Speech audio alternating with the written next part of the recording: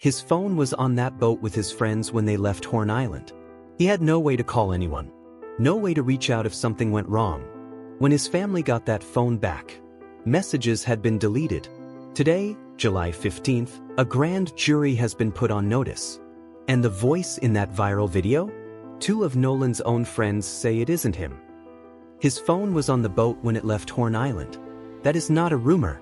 That is a confirmed, documented fact stated publicly by attorney Ben Crump, confirmed by the family, and unrebutted by any party in this case. Nolan Xavier Wells, 18 years old, college football wide receiver, the kind of young man his high school coach described as having character that spoke louder than his accomplishments, stayed behind on a remote barrier island off the coast of Mississippi on the 4th of July with no phone, no way to call anyone, and no way to reach out if anything went wrong. His friends brought that phone back to the mainland. His mother got it back after he disappeared, and when she did, messages had been deleted. As of today, July 15th, 2026, a grand jury has been put on notice. The Jackson County District Attorney has met with Nolan's family and their attorneys. A mutual inspection of that cell phone has been agreed upon, with experts from both sides present at the same time. The independent autopsy conducted in Washington, D.C. is complete and results are expected shortly. And the voice in the viral video that millions of people heard and believed was Nolan demanding his phone back? Two of Nolan's own friends, people who were on that island with him that day, have said publicly it was not his voice. That it was theirs. 11 days since Nolan Wells disappeared from Horn Island. 11 days of an active investigation, a grieving family, a national conversation about race and justice in Mississippi, and a set of documented facts that have not yet produced a cause of death. This documentary covers all of it, from the facts of July 4th to the grand jury announcement today, with precision. No speculation dressed as analysis. No viral audio enhancement called evidence. Just the documented record. On the evening of July 3rd, 2026, Nolan Xavier Wells made his family salmon for dinner. That is the last ordinary detail his mother has shared about the night before everything changed. He hugged her, kissed her, and left to spend the night with his friends before the holiday weekend. His mother Christine Wonsley's words about that moment were 3, hug, kiss, and he left. Nolan Wells was 18 years old. He grew up in Ocean Springs, Mississippi, a coastal town just east of Biloxi. He graduated from Ocean Springs High School in 2025, where he was a multi-sport athlete, and went on to play wide receiver at Southwest Mississippi Community College. 6'1", 180 pounds. A sophomore with what his father described, simply, as a bright future. His high school football coach Jake Bramlett released a statement after Nolan's body was found. He said, "We are devastated by Nolan's passing. He was the kind of son, teammate, friend, and student that every coach hopes to have in a program." He said Nolan carried himself with humility, treated others with respect, worked hard, led by example. And then he said the line that has stayed with this story, Nolan's character spoke louder than his accomplishments. Southwest Mississippi Community College called him an exemplary student, athlete, friend, and teammate, well-respected among students, faculty, and staff alike. One resident of Ocean Springs, Jaron Lowry, whom Nolan had once worked for renting out water slides and bounce houses, told CNN affiliate WX, "The things that he did while he was here on Earth, it left a statement in a place in a lot of people's hearts." Attorney Ben Crump later revealed a detail that crystallized everything about the moment this case occupies. Nolan had a Division I football tryout scheduled for the Monday he was found. The same Monday his body was recovered from the water near Horn Island. A door that could have changed his life forever was supposed to open. He never got to walk through it. Horn Island is not a beach resort. It is not a town. It is not somewhere with a lifeguard stand, a snack bar, or a cell tower. It is a federally protected barrier island, part of the Gulf Islands National Seashore, approximately 10 to 12 miles off the Mississippi coast, south of Ocean Springs. It stretches roughly from the direction of Biloxi toward Pascagoula, bordering both Harrison and Jackson counties on the Mississippi Gulf Coast. The National Park Service manages it. Their own website states plainly, there is no staff, no drinking water, no shelter, no facilities, and no communication on the island. The only way to reach it is by boat. And on the 4th of July, it is packed. Boats anchored everywhere. People on the beach. Music. People in the water. The northwest tip of the island in particular, where Nolan was last seen and where his body was eventually found, is known for its white sand beaches and the kind of holiday crowd you'd expect on the busiest boating weekend of the American summer. Brian Trauschers, vice president of the United Cajun Navy who participated in the search, described it this way, like the Outer Banks, but Mississippi's version. Beautiful water on a good day. Clear, warm, the UV index high that particular afternoon. There is something important about that northwest tip that the coroner himself addressed publicly. Jackson County Coroner Bruce Lynn told CNN, "The currents are strong out there, especially on that end of the island. There have been drownings out in the barrier islands many times over the years." Trauschers made a related observation during the search that has quietly shaped the geographic understanding of this case. He said in his opinion, Nolan's body had not drifted far before it came to rest. His reasoning: it only took 2 days for the body to wash up at the same northwest tip where Nolan was last seen. Had the currents carried him further out, toward the main ship channel, he would likely have been pushed miles south toward the Chandelier Islands in Louisiana. The fact that the body came back to almost exactly where the story began tells investigators something important. Whatever happened to Nolan Wells, it likely happened close to shore. Here is the documented sequence of July 4th, 2026, as confirmed through official statements, family accounts, and law enforcement reporting. Nolan traveled to Horn Island with a group of high school friends he had known for years. This was not unusual. According to the sheriff, they had made this trip together before. It was a familiar destination, a familiar group, a familiar routine. They left from a private dock in the Ocean Springs area. Around 3 p.m., Nolan was last seen on the north end of the island. He was talking to a young woman he had met there that day. His friends were getting ready to leave. According to Sheriff John Ledbetter, Nolan told them he would stay. Ledbetter has said this publicly, multiple times, in direct terms. From what we understand, he chose to stay there. His friends left without him. And crucially, his phone left with them. That is the hinge point of this entire case. The moment everything after it is built on. Attorney Ben Crump made an argument about that phone that is, on its face, a fair one. He said, "It is very implausible that Nolan wouldn't have wanted his own phone with him if he genuinely planned on staying behind on that island alone." Think about that. If you are 18 years old on a remote island accessible only by boat, planning to stay behind to spend time with someone you just met, you would want your phone. To coordinate a ride back. To let someone know where you are. To have it in case anything went wrong. Nolan did not have it. The phone was on the boat. And when his family got the phone back, messages had been deleted.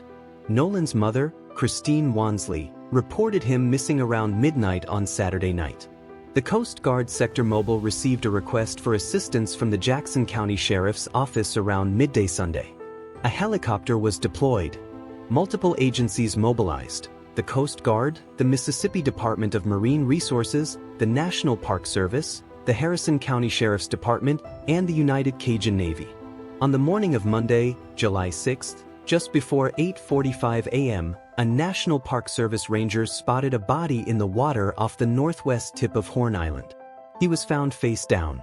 He was wearing the same blue swim trunks visible in the photographs his mother had posted publicly asking for help finding him. The coroner confirmed the match. Dental records confirmed his identity Tuesday, July 7th. Nolan Xavier Wells, 18 years old, found 2 days after he disappeared from the same stretch of beach where he was last seen alive. 5. The deleted messages plus the altercation. Attorney Ben Crump has publicly stated 2 specific inconsistencies that, as of this recording, have not been explained or rebutted with documented evidence. Inconsistency 1. Deleted messages on Nolan's cell phone. When the family received the phone back, the phone that his friends had taken with them when they left the island, messages had been deleted. Crump did not state publicly who deleted them, when they were deleted, or what those messages contained. But their absence is now at the center of a formal legal process. On July 15th, Crump and the Jackson County District Attorney's Office agreed to a mutual inspection of that cell phone, with digital forensic experts from both sides present simultaneously. Whatever that phone contains or contained will be examined by both parties at the same time. Inconsistency 2. Crump described an altercation as Nolan and somebody yelling at one another on the boat. He has also said that investigators continue to tell the family that we don't see any evidence of any foul play, even though you have students who recorded an altercation while they were on the boats. One of the mothers of one of the friends in the group spoke out publicly, defending her son on social media. She said she had the utmost respect for the Wells family and that her family mourned Nolan's loss alongside them. She also referenced what she called a world of clickbaiting and asked for attention to be redirected back to the Wells family's grief rather than speculation about her own child. The documented record, as it stands today, does not confirm who the altercation involved, what it was about, or what relationship, if any, it has to what happened after 3 p.m. on Horn Island. Ch6. The viral video, what the record actually shows. A video began circulating on social media, Instagram, TikTok, everywhere at once, appearing to show a tense argument near the shoreline on a beach lined with boats. TMZ was first to report that law enforcement is actively reviewing it. Sheriff Ledbetter confirmed to TMZ his office is aware of the clip and investigators are looking at it. What authorities have confirmed? They are looking at the video. What authorities have not confirmed? That anyone in the video is Nolan Wells, that the video was taken on the 4th of July, that the audio is unaltered, or that it has any connection to this case whatsoever. Then came the enhanced audio version. A second clip claiming to isolate voices from the background noise of the original spread further. Millions of views across multiple platforms. Attorney Ben Crump said publicly that the footage captured Nolan demanding his phone back, quoting him as saying, "Give me my freaking phone, what are you freaking doing?" He said other young people who were present on the island identified the voice as Nolan's. Then 2 of those same young people came forward and said something different.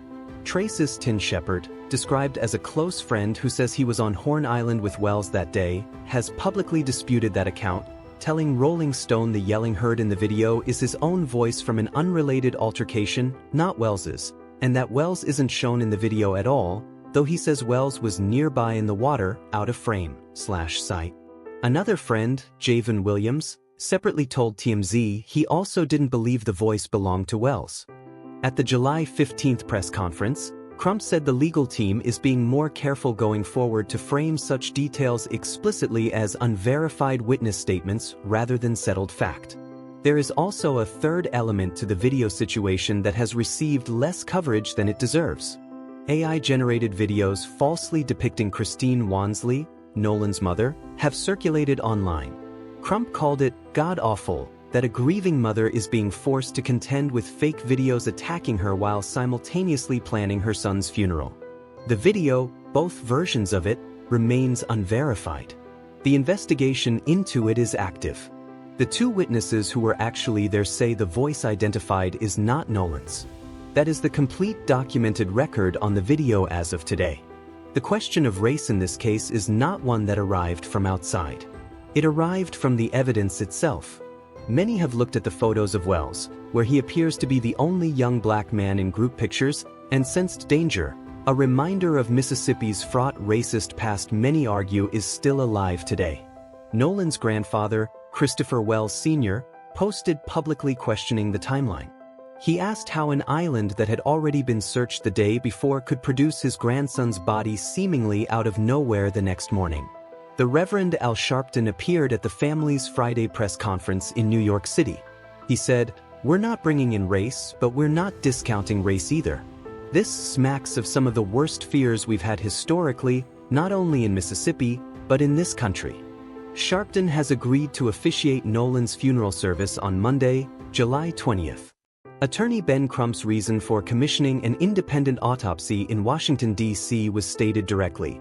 The family has real concerns about the state of Mississippi investigating the death of a young black man in a case where young white students might end up being looked at for some kind of culpability.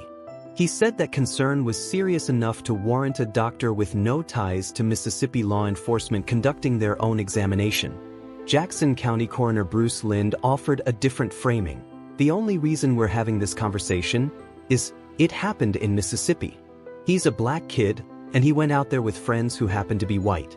Mississippi Department of Public Safety Commissioner Sean Tindall urged the public not to jump to conclusions, warning that social media speculation could discourage potential witnesses from coming forward. And peaceful protesters gathered in Ocean Springs on Saturday, demanding a transparent investigation into Nolan's death. This case is national news because of who Nolan Wells was, where he died, and what America knows about Mississippi's history. That history does not constitute evidence of what happened on Horn Island, but it constitutes the context in which his family is asking for answers. And that context is real, documented, and impossible to separate from the investigation that is now headed to a grand jury. Colin Kaepernick's Know Your Rights campaign is funding the independent autopsy for Nolan Wells.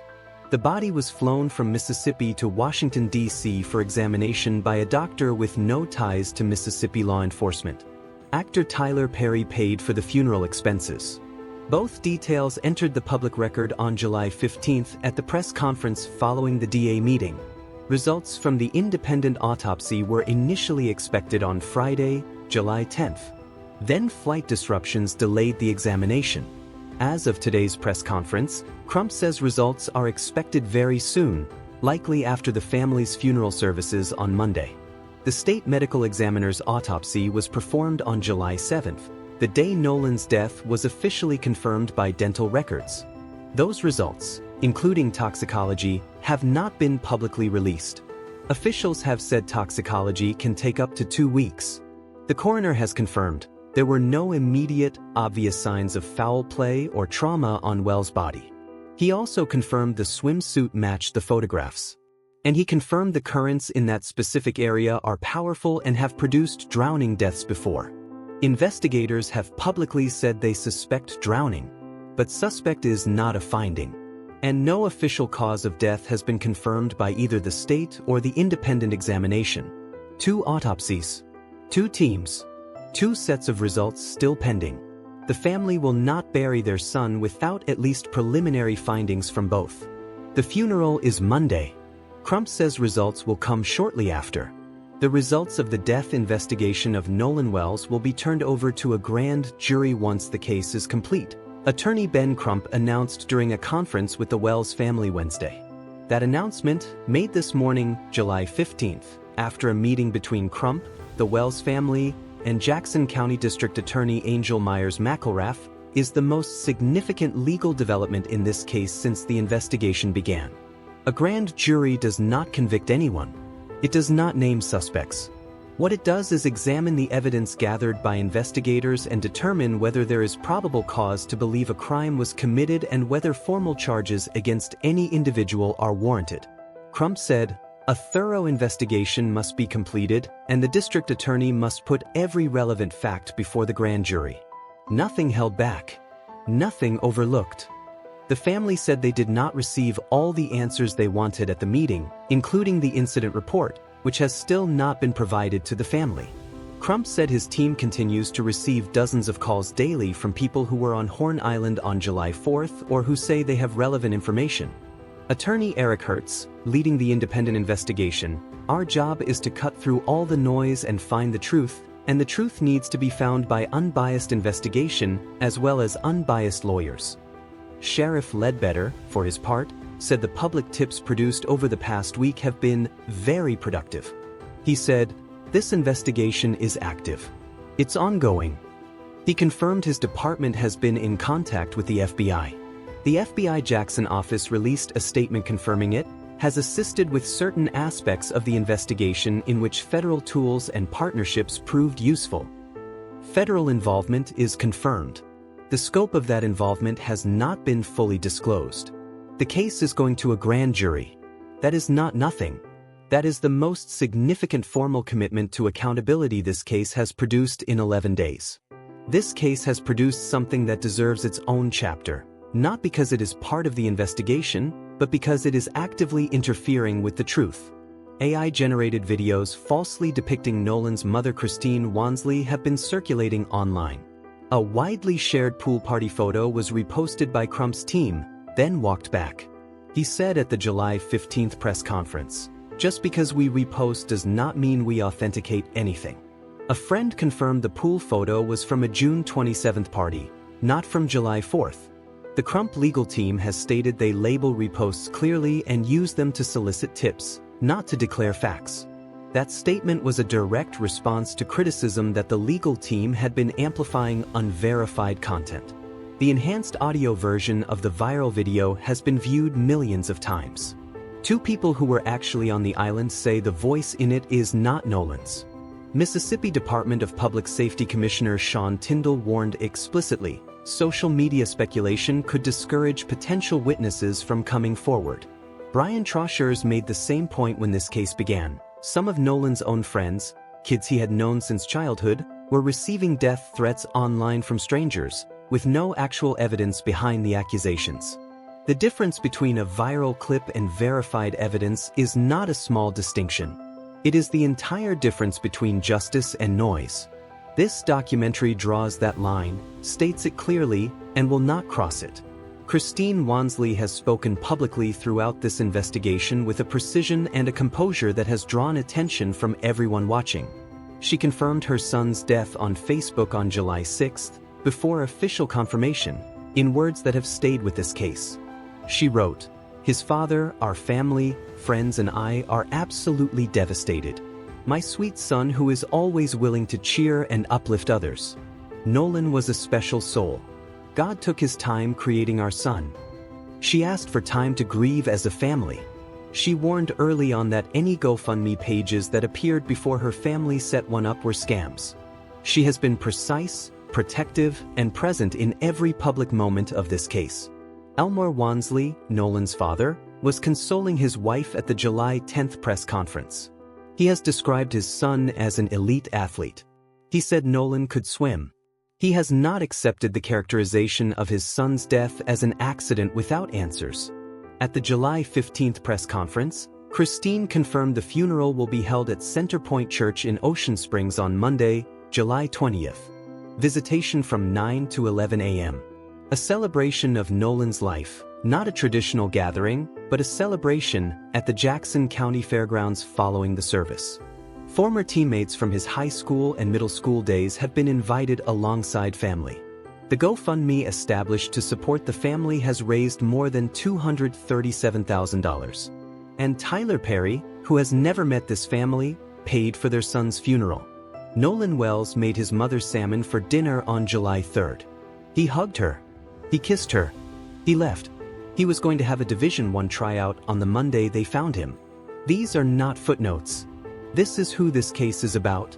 Here is the complete documented record as of July 15th, 2026. What is confirmed? Nolan Wells traveled to Horn Island on July 4th with a group of longtime friends. He was last seen at approximately 3 p.m. His phone was left on the boat when his friends departed. His body was found 2 days later at the northwest tip of the island, the same area where he was last seen.